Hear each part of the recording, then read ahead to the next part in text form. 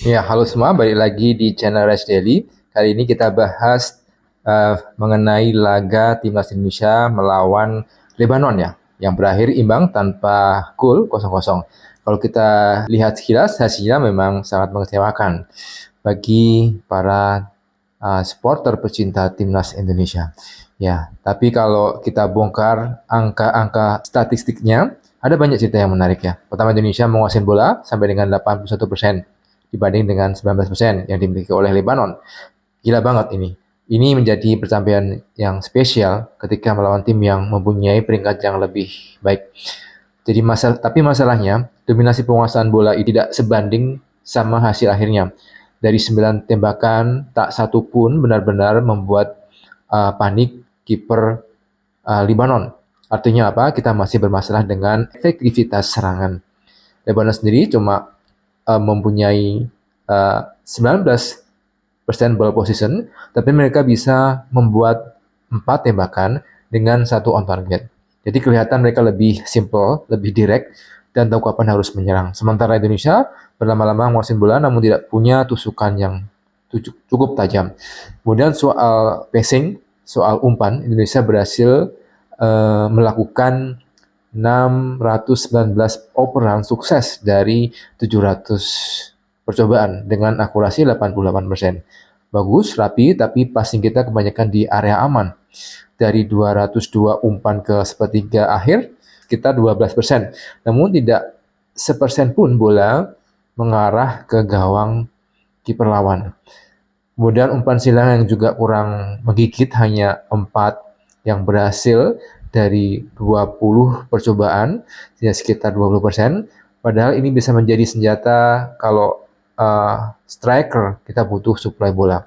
Yang patut dikritisi juga peluang yang diciptakan timnas Indonesia. Dari semua dominasi ini, Indonesia cuma membuat 6 peluang.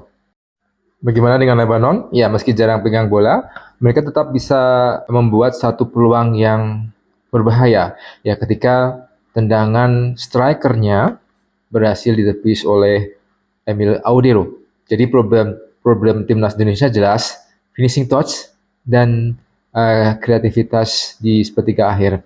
Ya, kesimpulannya timnas Indonesia sudah punya pondasi bagus ya, berani pegang bola, sabar bangun serangan, nggak gampang panik, tapi pekerjaan besar ada di eksekusi akhir. Kita butuh pemain-pemain yang berani ambil risiko, yang bisa membuat perbedaan di kotak penalti lawan. Karena tanpa itu, dominasi bola cuma jadi angka manis di atas kertas. Jadi menurut gue, hasil 0-0 ini bukan sekedar kurang beruntung ya, tapi lebih ke kurang tajam. Kalau mau bersaing di level yang lebih tinggi, ya timnas Indonesia harus belajar mengubah dominasi menjadi keunggulan gol di papan skor. Di laga lawan Lebanon, ada hal menarik yang sebelumnya kita tidak lihat, yaitu penampilan spesial dari Kevin Dick yang untuk pertama kalinya dimainkan sebagai bek tengah duet bersama Jay Itzes. Biasanya kita mengenal Kevin Dick sebagai fullback kanan di timnas maupun di klubnya. Tapi menariknya, Patrick Kluivert menurunkan Kevin Dick di posisi back tengah dan hasilnya cukup mengejutkan dan sekaligus menjanjikannya. Ada 3 hal yang perlu kita garis bawahi penampilan Kevin Dick saat melawan Lebanon yang diposisikan sebagai back tengah. Kevin Dick memberikan warna baru di lini belakang Indonesia dengan latar belakang sebagai back kanan. Kevin Dick membawa keunggulan berupa kecepatan, kemampuan distribusi bola yang jarang kita lihat dari tipikal back tengah klasik. Ia berani membawa bola keluar dari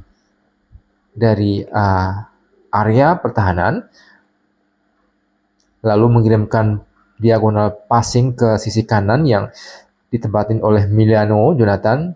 Ya, ini membuat build up timnas Indonesia lebih variatif dan tidak monoton. Yang kedua, duetnya dengan Jay Isis ini terlihat saling melengkapi.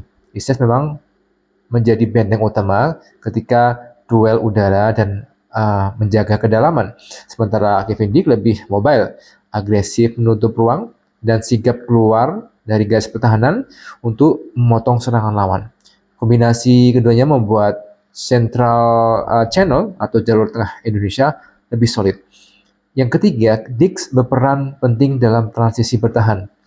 Ya, Yakub Sayuri yang rajin overlap di sisi kanan, duet bersama Milana Jonathan sering meninggalkan ruang di belakang. Nah, Kevin Dick dengan cepat bergeser ke half space kanan untuk menutup celah itu. Hal itu untuk mencegah Libanon memanfaatkan ruang kosong di sisi sayap.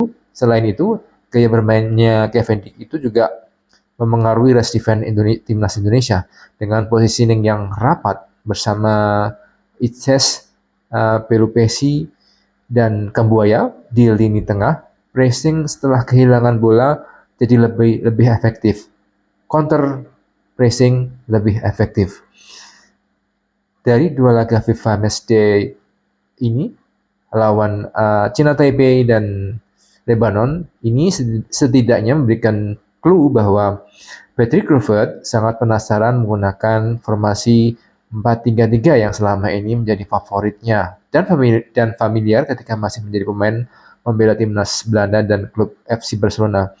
Sebelumnya, Patrick Kluivert pernah mencoba menggunakan formasi 4-3-3 ini ketika melawan timnas Australia di kualifikasi Piala Dunia round 3. Ketika itu, timnas kalah dengan skor telak 1-5.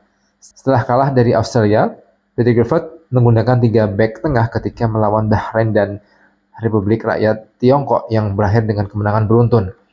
Ya, apakah formasi 4-3-3 akan diterapkan ketika melawan Arab Saudi dan Irak di round 4? Di round 4 kualifikasi Piala Dunia 2026 zona Asia Oktober nanti? Ini sebuah pertanyaan besar. Ya, performa Kevin Dick sebagai back tengah memberi opsi baru bagi Patrick Kluivert.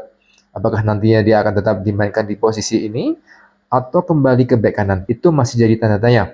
Tapi yang jelas, duetnya bersama JHS memberikan rasa aman sekaligus keseimbangan dalam pertahanan timnas Indonesia. Dan jangan lupa dengan skill passingnya yang dimiliki, Dick bisa menjadi salah satu kunci dalam membangun serangan dari belakang. Build up dari belakang semakin gacor. Bravo timnas Indonesia.